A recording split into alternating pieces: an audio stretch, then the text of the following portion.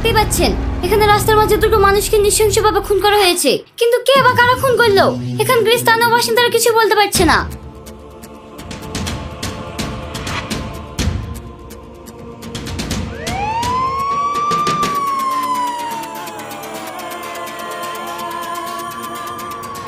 এই দেখুন, এটাই সেই রাস্তা যে রাস্তাতে এরা দুজন হেঁটে আসছিল এবং স্পটে তাদেরকে গুলি করা হয়। আপনারা দেখতেই পাচ্ছেন অ্যাম্বুলেন্স চলে এসেছে লাশ নিয়ে যাওয়ার জন্য। খবর ফাটাফাট থেকে আমি শাবনূর, এই খুনের সমস্ত ইনফরমেশন আমি আপনাদের সামনে তুলে ধরবো, সঙ্গে থাকুন। আপনারা দেখতে পাচ্ছেন এইমাত্র পোস্টমর্টমের জন্য লাশ নিয়ে যাওয়া হচ্ছে।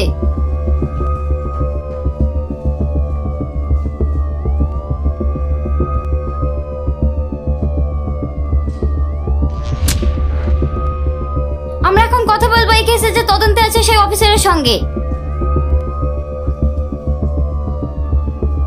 স্যার, এরা কারা আর এদের কারা বা খুন করলো? দেখুন, আমরা এখনো কিছুই জানতে পারিনি। ইনভেস্টিগেশন চলছে, কোনো তথ্য পেলে আপনাদের জানানো হবে। চলো। আপনারা দেখতে পাচ্ছেন কে বা কারা খুন করলো এখনো জানা যায়নি। এই খবরের আরো নতুন আপডেট পেতে চোখ রাখুন খবর ফাটাফাটে। আমি আপনাদের সঙ্গে আছি শাবনূর।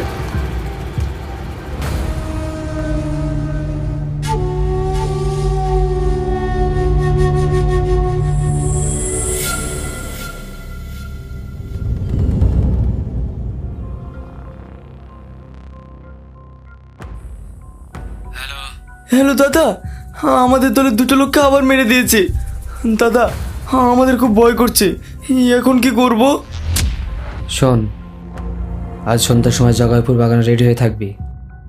আমি লোক পাঠাবো, তোদের সেফ জোনে নিয়ে যাবে। চিন্তা করিস না, আমি খুনিদের খুব তাড়াতাড়ি খুঁজে বার করব। ঠিক আছে দাদা। ছোটন শোন, বাড়ি গিয়ে আমাদের প্রয়োজনীয় জিনিসগুলো নিয়ে তুই জগাইপুর বাগানে চলে আসবি। এখানে আর থাকা যাবে না, না হলে আমাদেরকেও মেরে ফেলবে। ঠিক আছে, কিন্তু তোর মা জিজ্ঞাসা করলে কি বলবো? মাকে বলবি আমি খুব তাড়াতাড়ি বাড়ি ফিরে আসবো। হুম।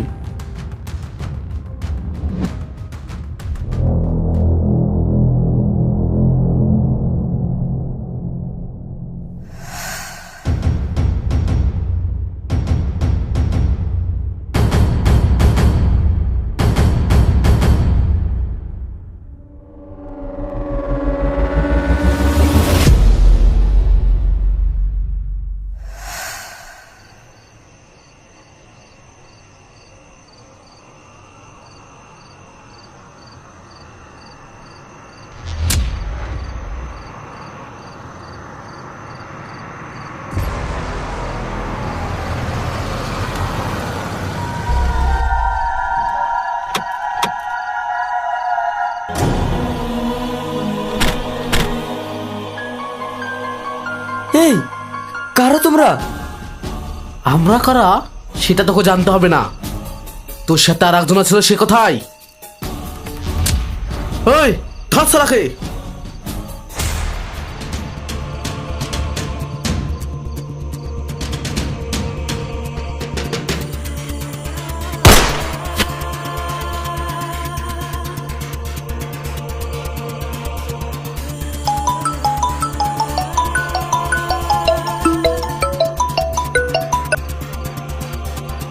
হ্যালো, হ্যালো ছোটন, তুই এখানে আসিস না, ওরা আমাকে তাড়া করেছে।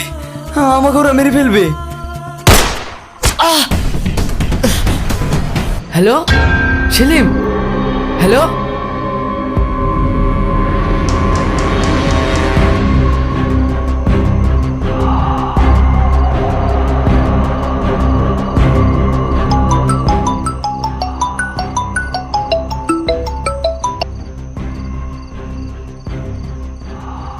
হ্যালো নেতা, মিস হয়ে গেছে। তোরা সবাই মিলে কি করছিস? তাড়াতাড়ি কাজ শেষ কর। ঠিক আছে নেতা। ওই তাড়াতাড়ি খোঁজ, নইলে নেতা আমাদের ছাড়বে না। ওকে ভাই।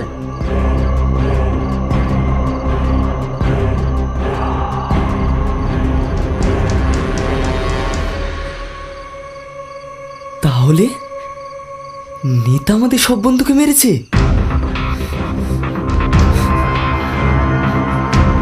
শিট!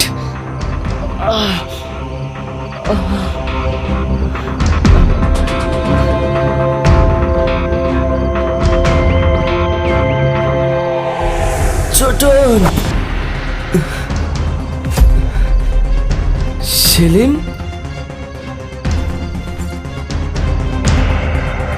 সেলিম? হে সেলিম!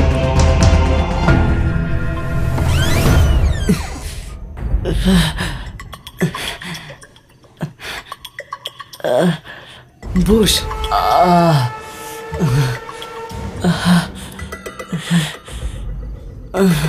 আরে সর্বনাশ! সেলিম, অনেক ব্লিডিং হচ্ছে, এক্ষুনি হসপিটালে যেতে হবে। না না, এখন হসপিটালে যাওয়া যাবে না, নাহলে ওরা আমাদেরকে ধরে ফেলবে। তুই হাসিকে ডাক।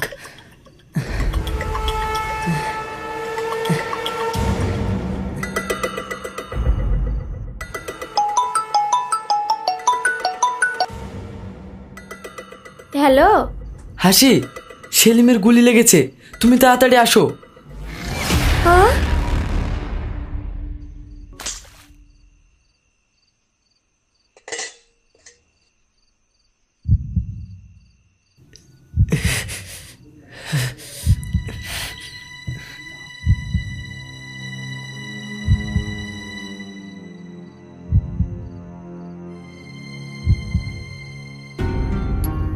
ছোটন, হ্যাঁ বলো।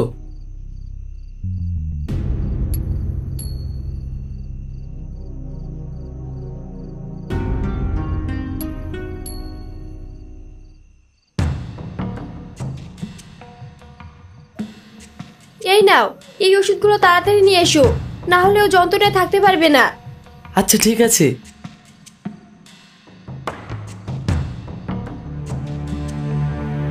দেখি ওঠো।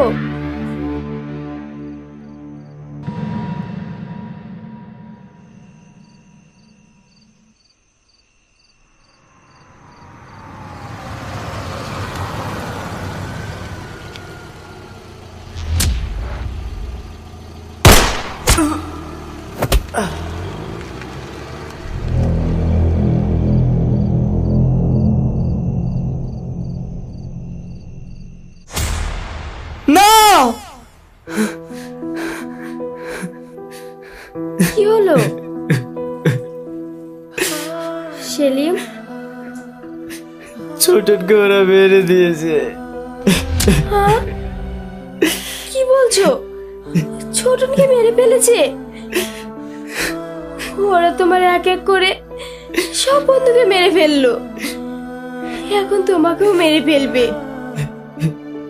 ওরা যদি তোমাকে মেরে ফেলে তাহলে আমি কি নিয়ে থাকবো? তোমাকে একটা কথা বলবো? হ্যাঁ বলো। তুমি পুলিশের কাছে যাও। পুলিশ? হ্যাঁ।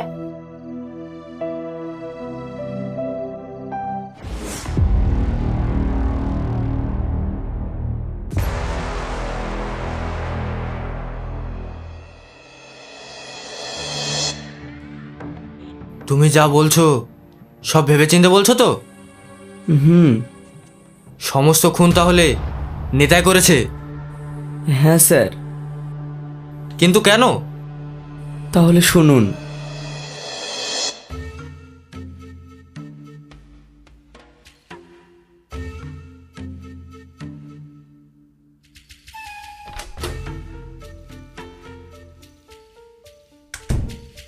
কিরে, সবাই চলে এসছে?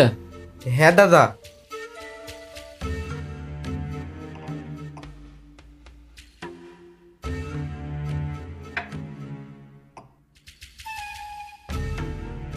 সবাই ভালো আছো তো? হ্যাঁ দাদা। দাদা, আমাদেরকে হঠাৎ কেন ডেকেছেন? কারণ তো একটা আছেই। আমি জানি তোমরা পড়াশোনা শেষ করে বেকার বসে আছো, কোনো চাকরি নেই। আমি একজন সমাজসেবী মানুষ হয়েও বর্তমানে যারা ক্ষমতায় আছে তাদের জন্য যুব সমাজের কিছু করতে পারছি না। আচ্ছা, তাহলে আপনি আমাদের চাকরি দেবেন নাকি? আমি তো ক্ষমতায় নেই, চাকরি দেবো কীভাবে? তবে সামনে ইলেকশন, যদি আমি জিতি তোমাদের প্রত্যেকের সরকারি চাকরি কনফার্ম। বাহ, ভালো তো। তা হঠাৎ আমাদের প্রতি দরদ উতলে ওঠার কারণটা কি জানতে পারি? তা তো অবশ্যই, সামনে ইলেকশন, তোমরা আমার হয়ে কাজ করবে। তোমাদের মতো যুবশক্তি আমার প্রয়োজন। আর জানোই তো, কিছু পেতে গেলে কিছু দিতে হয়। আর সে কাজগুলো কি কি হবে? তেমন কিছু না, তোমাদের আমার হয়ে ভোট প্রচার করতে হবে। আর আমার রাস্তা যারা কাটা হয়ে দাঁড়াবে তাদের সরিয়ে দিতে হবে। তার মানে আপনি আমাদেরকে গুন্ডামি মাস্তানি করার কথা বলছেন? আর তাতে যদি কাজ না হয় তাহলে আপনার জন্য খুনও করতে হবে? প্রয়োজন হলে সেটাও করতে হবে? কি বলছেন এসব? আমরা এসব কাজ করতে পারবো না। ভালো করে ভেবে দেখো, অল্প কিছু কাজের বিনিময়ে তোমাদের সরকারি চাকরি দেওয়া হবে। আর তোমরা তো ভালো করেই জানো সরকারি চাকরি পাওয়া কতটা কঠিন। আর তোমাদের পরিবারের অবস্থা আমি ভালোভাবে জানি, তোমাদের একটা চাকরির প্রয়োজন। দাদা, ব্যাপারটা সবাইকে একটু বুঝিয়ে বলবো? হ্যাঁ, বল বল। আরে তোমরাও তো কি চিন্তা করছো? কোনো অসুবিধা হবে না, যা কিছু হবে সব দাদা দেখে নেবে। ভালো করে ভেবে দেখো, সামনে তোমাদের উজ্জ্বল ভবিষ্যৎ। আর ফ্যামিলি কথাটা একটু ভাবো। দাদা, আমি রাজি। ছোটন? হ্যাঁ, উনি তো ঠিকই বলেছেন। আমরা হচ্ছে মধ্যবিত্ত ঘরের ছেলে, এত কষ্ট করে পড়াশোনা করেও চাকরি পেলাম না। আর এই সামান্য কাজের জন্য যদি সরকারি চাকরি পাই তাহলে আমার পরিবারের খুব উপকার হবে। ঠিক আছে, তাই হবে। তোরা কি বলছিস? হ্যাঁ, আমরাও রাজি। দাদা, আমরা রাজি। Good decision. আমরা আসছি। হ্যাঁ, এসো। আর শোনো, আগে কি কি করতে হবে শাকিল তোমাদের জানিয়ে দেবে। ঠিক আছে দাদা।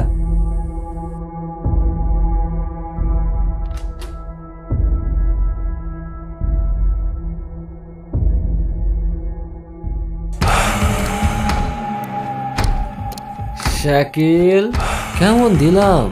দাদা সুপার।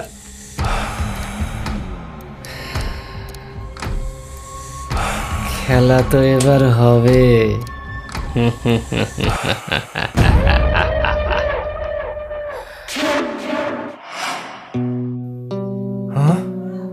হ্যাঁ, তারপর শুরু হয় ভোটের খেলা।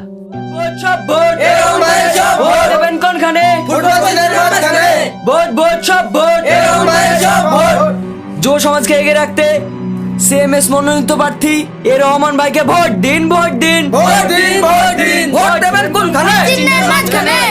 ভোট দেবেন কোনখানে? চিহ্নের মাঝখানে। ভোট, ভোট, চিহ্নের ভোট। মাঝখানে। ভোট দেবেন কোনখানে? চিহ্নের মাঝখানে।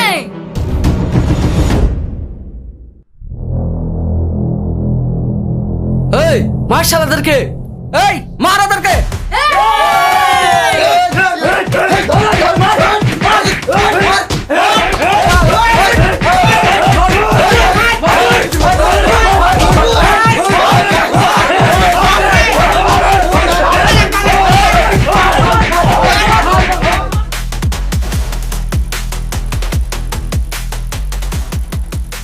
চাচা,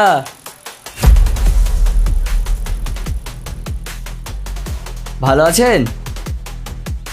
কি ব্যাপার, তোমরা আমার বাড়িতে?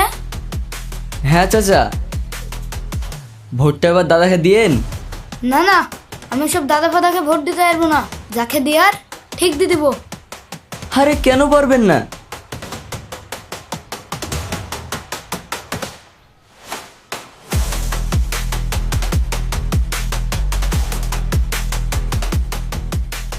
এবার তো পারবেন।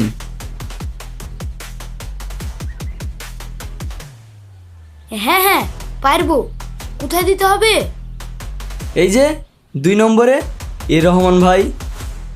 ঠিক আছে। চলো।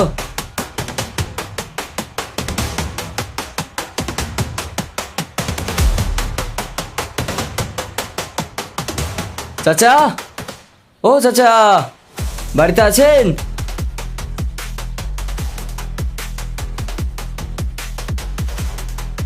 কি হলো? চাচা, দাদাকে এবার ভোটটা ঠিকঠাক দিয়েন। আমার সব ভোট মোট দিতে পারবো না, বেড়াও বাড়ি থেকে। এই তোল শালাকে।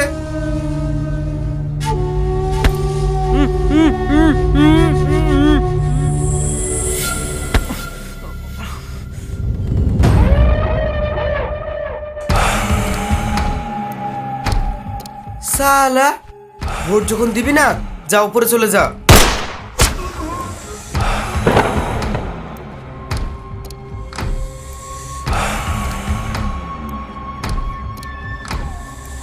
এই চল।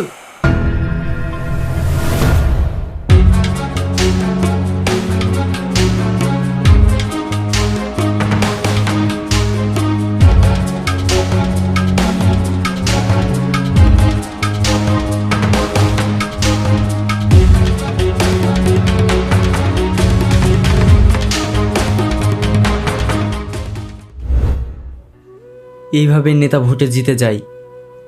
তারপর কি হলো? তারপর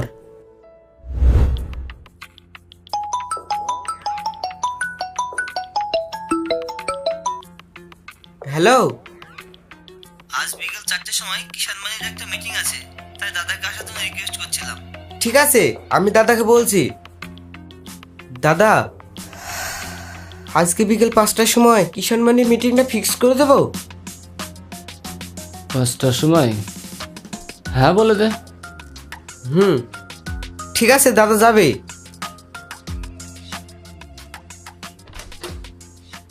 দাদা আসবো? আরে সেলিম যে, এসো এসো।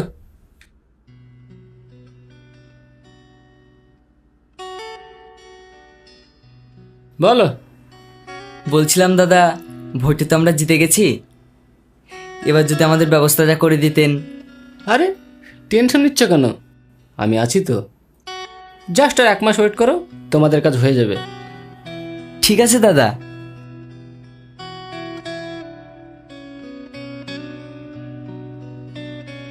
এই নাও, এটা রাখো। ধরো, তোমরা আমার জন্য খুব কষ্ট করেছো, যাও এনজয় করো। আচ্ছা দাদা, আমরা তাহলে আসি। এসো। হ্যাঁ চল।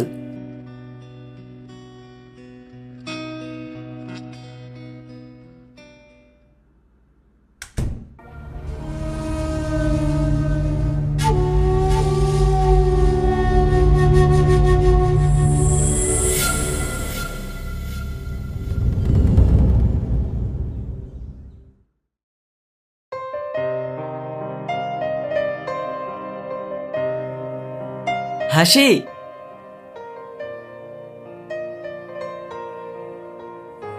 হাসি হাসি হাসি হাসি। আস্তে আস্তে। কি গো, কি হয়েছে? তোমাকে খুব খুশি খুশি মনে হচ্ছে। হ্যাঁ, তুমি ঠিকই বলেছো, আজ আমি অনেক খুশি। জানো, 1 মাসের মধ্যে আমার চাকরি হয়ে যাবে। হ্যাঁ সত্যি? হ্যাঁ গো সত্যি। এখন আর তোমার পরিবার থেকে আর কেউ আমাদের বিয়ে আটকাতে পারবে না। হ্যাঁ তুমি ঠিকই বলেছো। জানো, আমার চাকরি ছিল না বলে তোমার বাড়ির লোক আমাকে কতই না অপমান করেছে। সে কথাগুলো ভাবলে খুব কষ্ট হয়। ওসব কথা বাদ দাও তো, এখন আমাদের ভবিষ্যতে কি হবে সেটা নিয়ে ভাবো। এখন আর আমাদের কোনো বাধা থাকলো না। হ্যাঁ।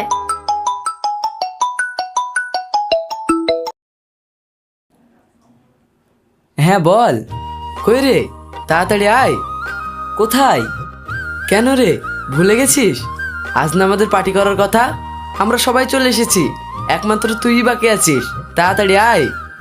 ও আমি তো ভুলেই গেছিলাম। ঠিক আছে, আমি হাসিকে বাড়িতে রেখে এক্ষুনি আসছি। ঠিক আছে, আয়। চলো।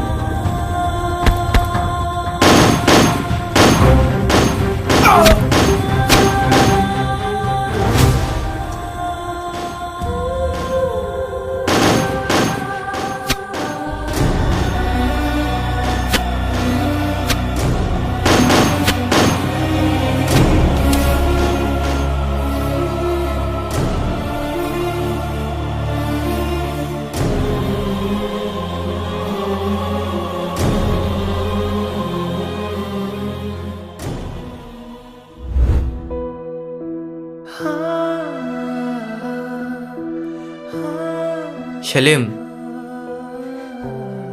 স্যার, ওরা আমার বন্ধুদের সবাইকে মেরে ফেলেছে। আমি ওদের জন্য কিচ্ছু করতে পারিনি। তোমাদের সাথে খুব অন্যায় হয়েছে। এমন কিছু শয়তানদের জন্যই আজ আমাদের যুব সমাজ পিছিয়ে পড়েছে। এসব নেতারা হচ্ছে সমাজের ভাইরাস, আর এই ভাইরাসদের খুব তাড়াতাড়ি শেষ করতে হবে, আর সেটা শেষ করবে তুমি। মানে আমরা আইনের লোক হয়েও কিছু করতে পারি না, কারণ আমাদের হাত বাঁধা। তাই ওদের তোমাকে শেষ করতে হবে। যা কিছু সাহায্য লাগবে আমি করব। তুমি তোমার বন্ধুদের খুনের প্রতিশোধ নাও, আমি তোমার পাশে আছি। Sir, yes.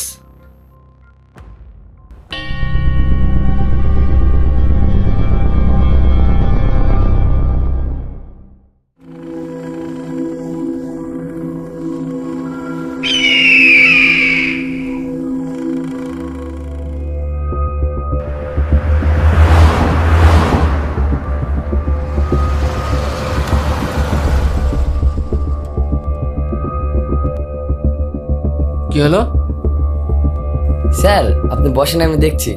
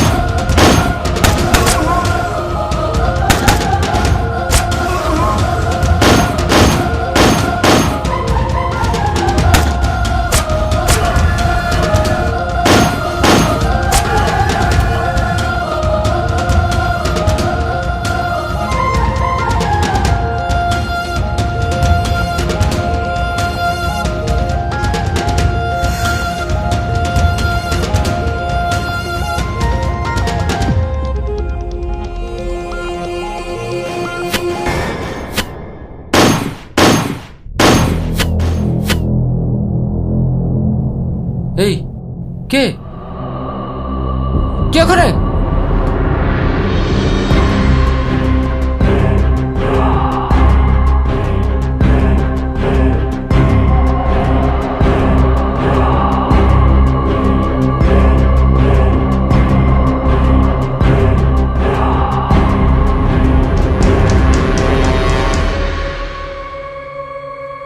সেলিম, তুমি? চিনতে পেরেছেন তাহলে দাদা? সেলিম, তুমি এটা কি করলে? আমি ভুল তো কিছু করিনি দাদা। আমি তো শুধু আমার বন্ধুদের খুনের প্রতিশোধ নিয়েছি। মানে মানেটা খুব সহজ দাদা। শেষ বেশ রাজনীতিটা আমাদের সঙ্গে করলেন, তাও আবার আমার বন্ধুদের জীবন নিয়ে। সেলিম, আমি ওদের মারতে চাইনি রে, আমার উপায় ছিল না। আমার ব্যাপারে ওরা সব জেনে গেছিল, তাই ওদের মেরে দিয়েছি। আর জানিস তো, ইতিহাসে আছে লাশের উপর দাঁড়িয়েই রাজনীতি হয়। আমার পথের কাটা হয়ে যে দাঁড়াবে তাকে আমি ওইভাবেই শেষ করে দেব। তোর ভাগ্য ভালো তুই বেঁচে গেছিস, কিন্তু আজ তোকে আমার হাত থেকে কেউ বাঁচাতে পারবে না।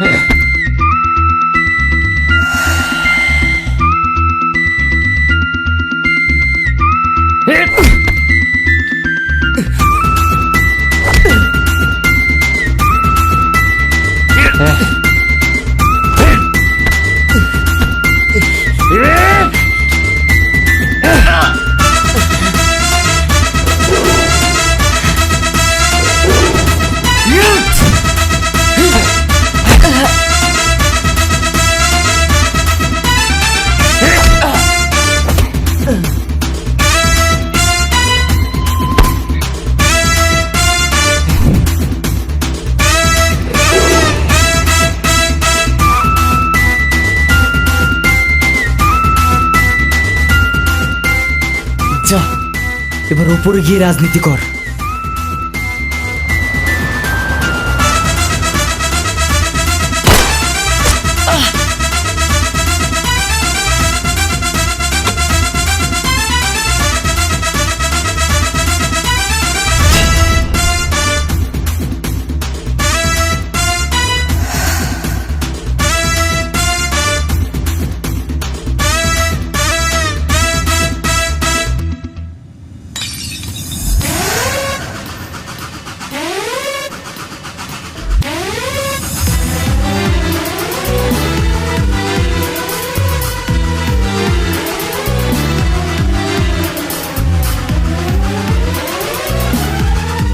আপনি? হ্যাঁ, আমি শেষ খেলাটা খেলতে আসলাম। Good officer, good. আরে দাদা, আপনার মতো নেতা মরে গেলে আমাদের মতো ঘুষখোর অফিসাররা কি করবে? আপনাকে আমি এত সহজে মরতে দেব না।